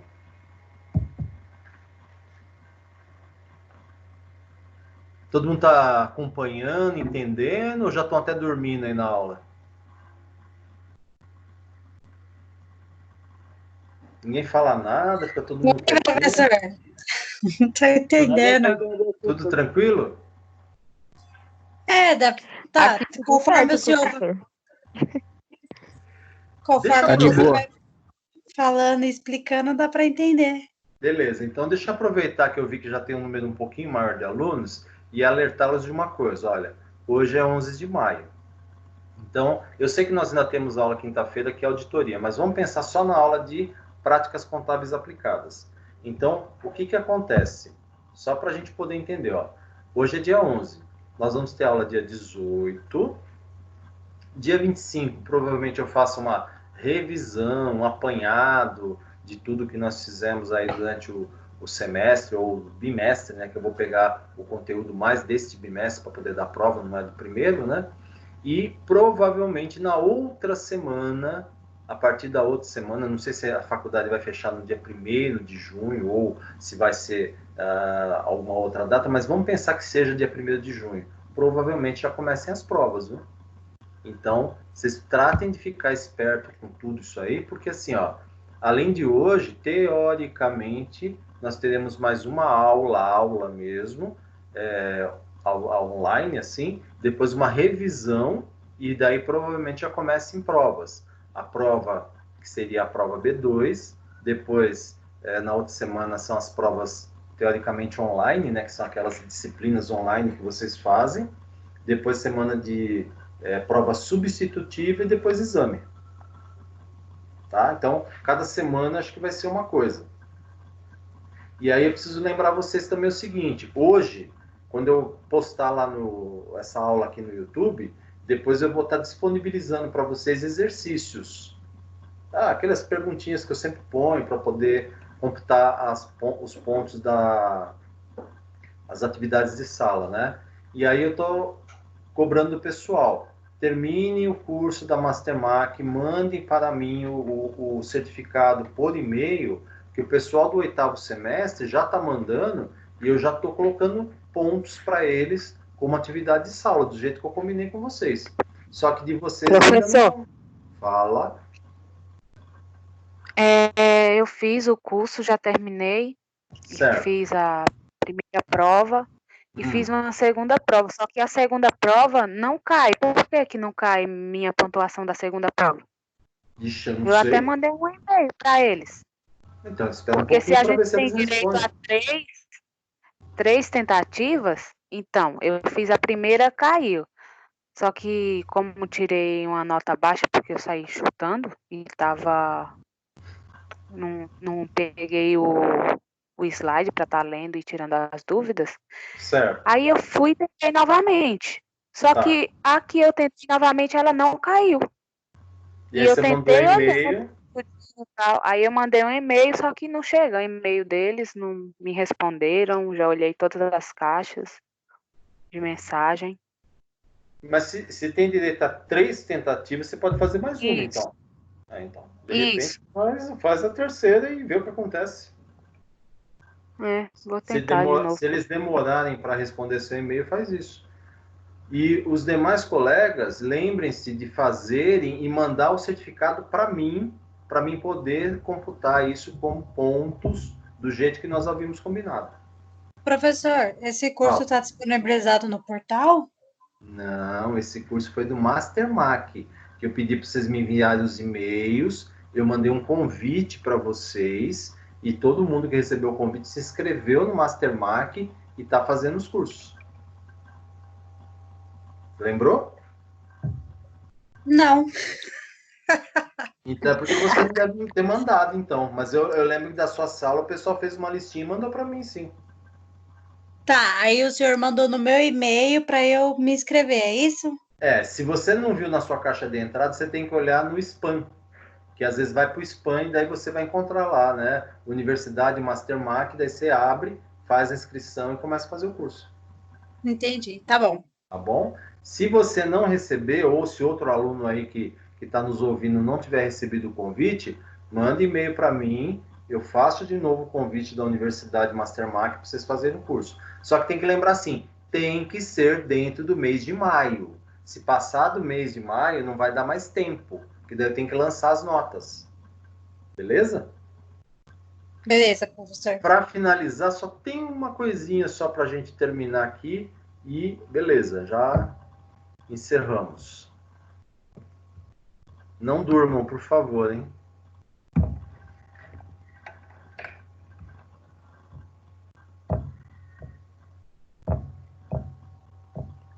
Falar um pouquinho de rescisão do contrato de trabalho, né? Então, um dia você vai ter o contrato de trabalho rescindido, né? Nem que seja quando morrer, né? E até o que ele fala aqui, né? Mas assim, o contrato de trabalho, ele é normalmente por tempo indeterminado, mas se a empresa não quiser, ela poderá te mandar embora sem justa causa, né? Ou até com justa causa, se for o caso, né? Então, a gente precisa falar um pouquinho sobre rescisão. Então, o que vai acontecer? Né? A comunicação da rescisão do contrato de trabalho. Né? Se você pedir demissão ou se você a empresa for te mandar embora, o pedido de rescisão tem que ser feito por escrito. Então, a empresa faz o aviso de rescisão para você por escrito ou você faz o pedido de demissão por escrito. Ok? Agora, o que acontece? Quando a gente fala a comunicação deverá ser feita por escrito, né? Não é que seja obrigatória. Até pode ser verbal, mas não é aconselhável, não é recomendável. Por quê? Se tem um documento dizendo que você solicitou, que a empresa te avisou, é melhor para efeito de, vamos dizer assim, data de baixa da carteira, se você precisar entrar na Justiça do Trabalho, você tem um documento e tal. Agora, até pode ser verbal. A empresa chegar e falar, tal dia eu estou te demitindo, sem justa causa e tal, e ser verbal mesmo, mas não é recomendável. Então, o que acontece, né? Aviso prévio. É avisar antes, certo? Então, o que vai acontecer, né? Dependendo da modalidade de desligamento, né, e também a modalidade do contrato de trabalho, né, essa comunicação ela se torna praticamente obrigatório, né? O aviso prévio está regulamentado no artigo 487 da CLT e também tem no artigo 7º da Constituição Federal, né? Então ele diz assim para nós que o aviso prévio não pode ser inferior a 30 dias. Então, o que acontece? A partir do momento que eu falo para você, ó, eu vou te desligar da empresa, se eu quiser, eu, empregador, eu posso te dispensar do cumprimento do aviso prévio. Então, eu posso chegar e falar, olha, eu não quero que você trabalhe mais. Então, a partir do dia tal, você está de aviso prévio, tenta 30 dias, remunerado, e eu desligo você. E falo, não precisa vir trabalhar. Agora, se a empresa exigir, você tem que trabalhar os dias de aviso prévio, certo? E quando é que é obrigatório, né? É obrigatório o aviso prévio quando o contrato de trabalho for por prazo indeterminado, né?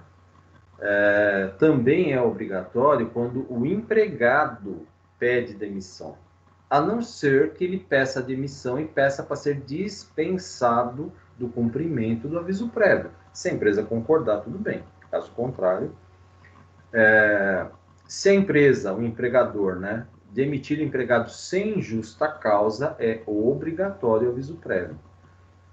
Se o empregado tiver uma sentença favorável junto à Justiça do Trabalho, no pleito de uma rescisão indireta. Então, quando existe uma possibilidade de você pedir na Justiça do Trabalho uma rescisão de contrato de trabalho por alguma questão, né? Seja por assédio moral, seja por alguma coisa assim, e a Justiça dá a rescisão. Então ele fala assim, olha, você será desligado da empresa, só que você tem que cumprir o aviso prévio de 30 dias, certo?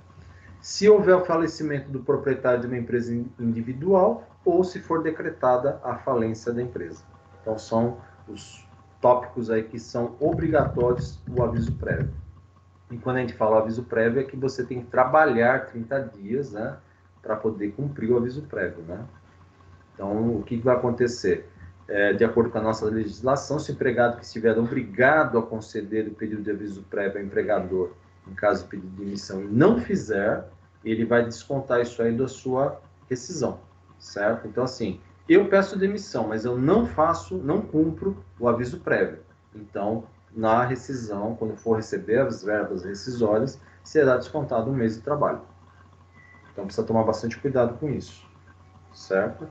Agora, caso o empregador, a empresa, né, tiver falar do aviso prévio, né, e esse não conceder, ou seja, não der o aviso prévio ao empregado, ele vai ter que pagar 30 dias ao empregado. Então, fala assim, ó, tô te mandando embora sem justa causa. Quando? Amanhã.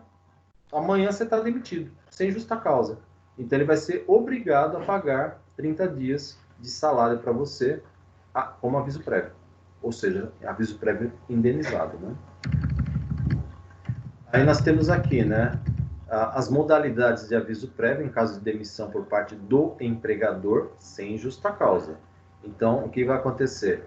Há uma previsão legal de 2 modalidades de concessão de aviso prévio, quando a modalidade de rescisão do contrato de trabalho for sem justa causa por parte do empregador. Então, é o aviso prévio trabalhado e o aviso prévio indenizado. Tá? Então, essa questão aí dos jeitinhos brasileiros, né? Então, vamos ver aqui, ó. Há casos em que o empregador não quer que o empregado venha trabalhar. Oi? Fala. Tá cortando, tá começando a cortar os seus áudios. Jura?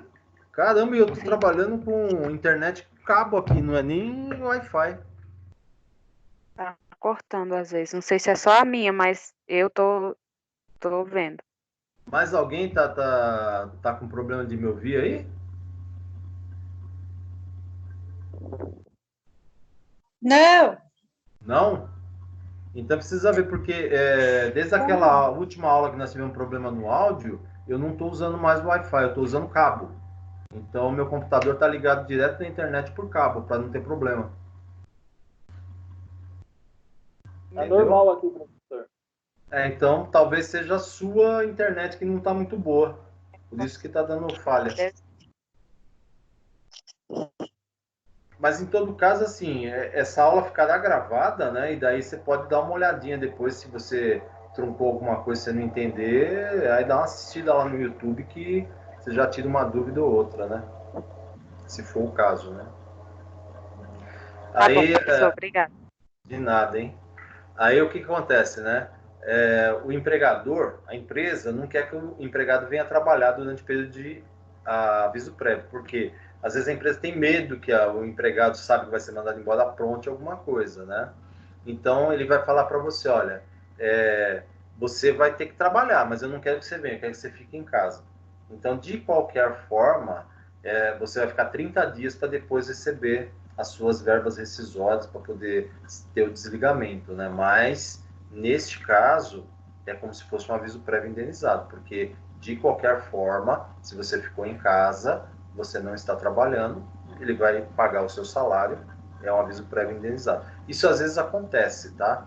Apesar que muitas vezes a empresa, quando ela não quer que o funcionário venha trabalhar para cumprir o aviso prévio, ela indeniza de uma vez, ela já desliga o funcionário e já fala, você vai ficar em casa, e já desliga e já paga 30 dias de aviso prévio para o funcionário, ok? E tem um detalhe, né? Se a pessoa trabalhar há mais de 10 anos na mesma empresa, o aviso prévio não é mais de 30 dias, né? E sim porque são 3 dias a cada ano de trabalho. Então, se você trabalhou 10 anos, 10 vezes 3, 30. Então, você tem direito a um mês de aviso prévio. Se você trabalhar 11 anos, você tem que contar mais 3 dias. Então, são 33. Então, 12 anos, 36. 13 anos, 39. Então, a cada ano que passar de 10 anos trabalhados na mesma empresa e você for mandado embora, o seu aviso prévio tem que ter 3 dias a mais. Todo mundo entendeu isso aí? Então, 10 anos trabalhado na mesma empresa, 30 dias. A cada ano a mais 3 dias no aviso prévio. Beleza? O cumprimento do aviso prévio, a jornada de trabalho tem uma pequena variação, né?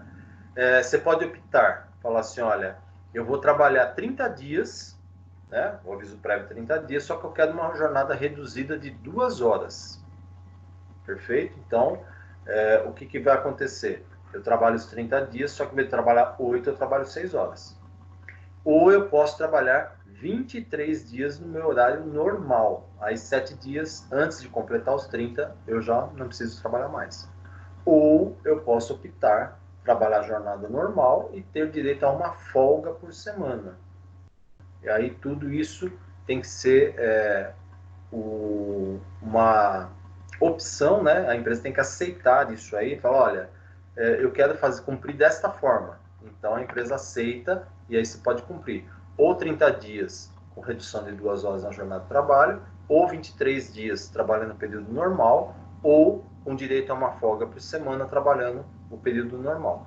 Aí depende do que você quer fazer para cumprir o aviso prévio. Quando a gente fala homologação, ou seja, você está concordando, você está ratificando, né? Então, o que vai acontecer? Quando é que eu faço homologação? No caso de ser mandado embora, né? No caso da rescisão, né? Toda vez que você tiver mais de 1 ano de serviço na empresa, tem que ser feito a homologação. Se o motivo do desligamento do funcionário é por falecimento, também tem que ser feito homologação, tem que ser feito com acompanhamento, né? E se for demitido por justa causa, aliás, desculpa, não tiver sido demitido por justa causa, desculpa. Então, também tem que ser feito o acompanhamento, né? Então, sempre na delegacia do Regional Trabalho ou sindicato, né? Eu vou estar... Prazo para quitação. Quando é que eu vou estar pagando a verba rescisória para a pessoa, né? Então, o que vai acontecer, né? A legislação diz para nós, 10 dias corridos a contar da data de desligamento, nos casos de demissão sem justa causa, ou um pedido de demissão sem o cumprimento do aviso prévio, ou no caso de falecimento do empregado, ou demissão por justa causa. Então, nestes casos aí, 10 dias a partir do momento do desligamento, eu tenho que estar fazendo o pagamento das verbas rescisórias. E um dia útil seguinte ao último dia de trabalho, né, no caso de contrato de trabalho por prazo determinado, ou no caso de contrato de experiência, que a pessoa não passa na experiência, então terminou os 3 meses de experiência ou os 90 dias de experiência, no dia seguinte eu já tenho que desligar e pagar. Ou cumprimento do aviso prévio trabalhado. Então, se eu cumprir os 30 dias trabalhando, então a partir do momento que terminou o último dia, um dia útil seguinte, eu tenho que estar pagando as verbas rescisórias. Tá? Não pode esquecer disso. Então, esses são os prazos que a gente tem que estar sempre lembrando, né? Ô, professor, alguém vai perguntar? Fala. Deixa eu perguntar um negócio pro senhor, não tem nada a ver com a aula, não. Esse Não? curso tem que fazer algum curso específico ou eu posso fazer qualquer um? Para entregar eu pedi pro pessoal fazer o E-Social e o outro que falava do ECD-ECF. Ah, tá bom. Tá bom? Tá bom, então, obrigada. Nada. Se eu for fazer o cálculo de uma rescisão, por pedido de demissão. Então, o funcionário está pedindo a demissão e ele tem menos de um ano de serviço. O que ele tem direito? Saldo de salário, férias proporcionais, mais 1/3, 13º, no caso, proporcional, provavelmente, né? E fundo de garantia, ele não vai poder sacar, porque ele está pedindo demissão. Agora, se ele está pedindo a demissão, mas ele tem mais de um ano de serviço, então, demissão com mais de um ano. Eu estou pedindo demissão. Saldo de salário, 13º, também não vai poder mexer, não tem acesso, né, no fundo de garantia. Férias vencidas, se ele ainda não tiver tirado as férias, né? Férias proporcionais, se ele já tiver tirado as normais, tem que pagar as proporcionais. E 1/3 constitucional sobre as férias proporcionais. Tudo bem? Então, sempre tem que lembrar disso aí. Se acontecer a morte do empregado antes de completar um ano de serviço, né? Então, morreu, mas não tinha um ano de serviço. Eu tenho que rescindir, tenho que estar fazendo o pagamento das verbas rescisórias. É o saldo de salário, o 13º e o FGTS tem que ser liberado para os dependentes, tá? Então, tem que ver quem é o dependente que está mencionado lá no registro dele para poder liberar o fundo de garantia para essas pessoas. Se tiver rescisão, se o cara morrer, mas ele tiver mais de um ano de serviço, saldo de salário, 13º, fundo de garantia para os dependentes, né? Férias vencidas, se ele não tiver tirado, férias proporcionais e 1/3 constitucional sobre as férias indenizadas.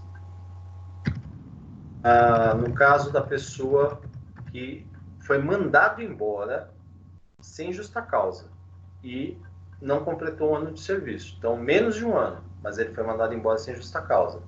Aviso prévio, férias proporcionais, 1/3 constitucional sobre as férias indenizadas, 13º, saldo de salário e tem que liberar o fundo de garantia, tá? Então, como eu estou mandando embora a pessoa, e os 40% do fundo de garantia. Porque se ele está sendo mandado embora, ele tem direito aos 40%. Certo? Então, por dispensa sem justa causa, a pessoa tem mais de um ano. A mesma coisa do anterior, tá? Só a única coisa assim, se tiver férias vencida, recebe a férias vencida, mais 1/3. Se tiver férias proporcional, a férias proporcional, mais 1/3. O fundo de garantia, ele tem direito, Professor. 40%. Oi. Fala. Só me tira uma dúvida. Referente à multa dos 40%, a empresa paga 50% e 10% é do governo? E 40% é repassado, é isso? Existe um valor a mais que eles pagam, que é para recomposição do fundo de garantia. Isso já vem sendo feito há algum tempo, né? Agora, com toda essa parafernália que o governo está fazendo no fundo de garantia, eu não sei nem se eles vão continuar com esses 10% a mais, né? Mas tem sim. Tá? É da recomposição do fundo de garantia por tempo de serviço. Beleza? Rescisão, se for dispensado com justa causa, ou seja, o cara está sendo mandado embora e ele está sendo mandado embora com algum motivo, né? Então, o que ele vai receber? Ele vai receber o saldo de salário. Ele não pode mexer no fundo de garantia, porque ele não vai poder sacar o fundo de garantia, tá? Então, ele vai receber só saldo de salário. Isso se ele não tiver completado um ano de serviço. Aí você vai falar, mas e a férias proporcional, 13º e tal? É uma penalização. Quando o funcionário é mandado embora por justa causa, é uma penalização. Ele cometeu alguma infração muito grave, então, na realidade, ele vai receber apenas o saldo de salário. Se ele tiver mais de um ano de serviço, né, o que vai acontecer? Ele vai receber o saldo de salário, férias vencida e 1/3 de férias, se ele não tiver gozado as férias ainda, né? Mas só também. Ele não tem direito a mais nada. Tá? Saldo de salário e férias vencidas. Se não venceu ainda, aí no caso, como é uma penalização, com justa causa, ele não recebe férias proporcionais. E a rescisão por término do contrato de experiência. Vamos supor, o cara ficou 90 dias na empresa, ele vai receber o saldo de salário, férias proporcional, 1/3 sobre as férias indenizadas, o 13º proporcional, e é liberado o tempinho que ele tiver de fundo de garantia, sim. Ok? Que é só 3 meses, mas eles liberam mesmo assim. Beleza? Pessoal, eu dei uma acelerada hoje, né? Exatamente porque é aquilo que eu havia falado para vocês, né? Deixa eu parar aqui. Vou parar a gravação, então não fujam da sala, não. Só estou parando a gravação.